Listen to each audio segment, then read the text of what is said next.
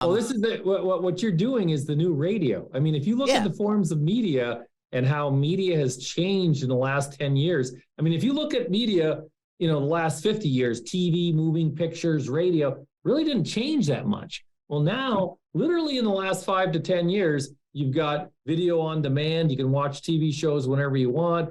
You've got podcasts where you can listen to, whenever you want. I mean, media, you're in an exciting industry because media is changing much, much more rapidly. I mean, here in our practice, I've gone from sending letters to sending emails to recording videos and sending them out to clients. I mean, the change has been dramatic as far as in the financial services. I mean, let me tell you, podcasting, people aren't sleeping on podcasting, but I don't think people realize the full potential of what podcasting can actually do to your business, not even on the front end from clients and entertainment and this, that, and the other, selling advertisements, building a community, building an audience. I'm talking about the back ends with the marketing and the SEO and everything. Everything you can do with an RSS feed, stuff you can attach that to, email marketing. Like, it's so explosive, and we're coming for you.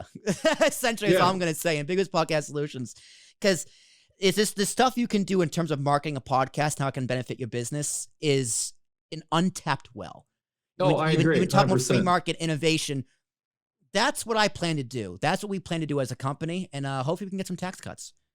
Yeah, well, and so the other thing that, again, you're the poster child for the next generation.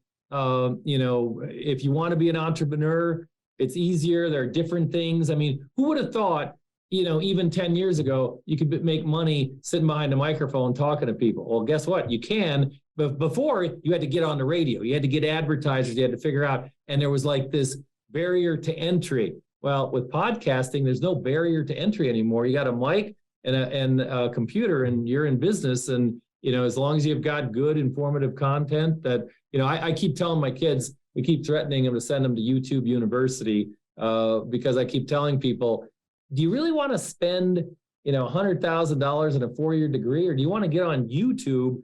Anything you want to learn, you can get on YouTube. And I think the same thing's going to happen in the podcasting world too, where people are going to be like, hey, I want to hear, what's going on in the world of finance. I want to hear what's going on in the economy, whatever. Hey, this is a long format where you can really delve into some of the intricacies. Like I've thrown a lot of economic stuff out there that I've learned over my many, many years. Hopefully people are like, wow, man, I want to learn more about that, or, hey, what's going on? So. Yeah, Chris, I'm looking forward to the day you actually start a podcast, the day you email me like, hey, Will, the podcast is launched. Here it is. I'm like, finally. Oh, yeah. My 2-year plans come to fruition. Right. There you go. But all right, Chris, I think that is a good place to wrap it up. We've been talking for an hour and 38 minutes and counting. Hey, I like to talk. We did have more things on the top of my mind, but we'll get to it another day. I'll definitely bring you back. But before we go, the last question always goes to the guest. So is there anything you want to ask me, my friend? Now is the time. Well, I really enjoy your enthusiasm and how passionate you are. You've seen hundreds of, videos done. So you've got, in a couple of years, you've seen presenters and people and talking. What are the couple of biggest mistakes that people make when they talk and present? I'm always curious about that. That's a great question.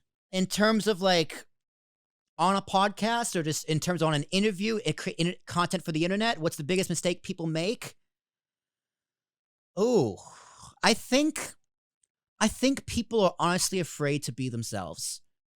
I think people, one of the things that drives me crazy for some of the interviews I do for my 9-to-5 job is when people have a script in front of them, when people have prepared answers. There's nothing wrong with prepared questions, but prepared answers drive me crazy. If I see you reading a script and you don't feel authentic, I want to turn you off immediately. With podcasting and content creation for the internet, the podcast acronym is a personal, professional, oriented discussion centered around select topics. That's what a podcast. It's a Will Tarashuk original. You can use it. But the P stands for personal, right? You got to put yourself out there. I am very comfortable being myself on a podcast. Joe Rogan is so successful because he is so comfortable Right. being himself on a podcast, and he's very good at dragging the authenticity out of his guests. Yeah. Like you, incredibly authentic. Like that's one thing I noticed from our interviews and just listening to you over the past few years. You have no fear of being authentic. You're going to say what you think. You'll tiptoe certain things about politics or whatever, because that's just a smart thing to do. But you're authentic. So one of the biggest mistakes I see is that people would rather play a character than have themselves be a character. Because I also come from a wrestling background. As a wrestling background, I mean like WWE watching as a fan. Right. I do my wrestling podcast. I am so bombastic and ridiculous and absurd on that podcast. I'm yelling and screaming, having fun. But I do that because in wrestling, the most successful character is the one that's closest to yourself, just turned up to 11. Right. And I take that into podcasting. And I think people in general, when they're making content, need to remember that the P stands for personal. Yeah. Podcasts are very personal. People are going to connect with you as a host more than the content you're presenting. Right. People are going to believe what you're saying because they like you more than it actually makes sense. Yep. So I think people are afraid or just kind of just get out there and get out of their comfort zone and just be themselves. And I think they're afraid of looking stupid. I mean, that too. You know, I'm not always going to be right, but hey, I'd rather be 80% right fast than, 100% right slow, or, however the saying goes. But I think you're exactly right. I mean, the only people that can really pull off scripted answers and things like that are actors and actresses, good ones. And I ain't an actor and I ain't an actress, obviously. So you got to come across as authentic. And I think that's what people appreciate. So good. That was good. Okay. I also think a lot of people see this new media and think they have to be like old media, right? They have to keep it in sound bites. They have to keep it in segments. They can't break the mold. Whereas podcasting there is no mold. Right. There's nothing. It's a blank canvas. Go paint a painting. Yep. So yeah, that was a good question, Chris. I didn't expect that from you, but I'm glad you asked it.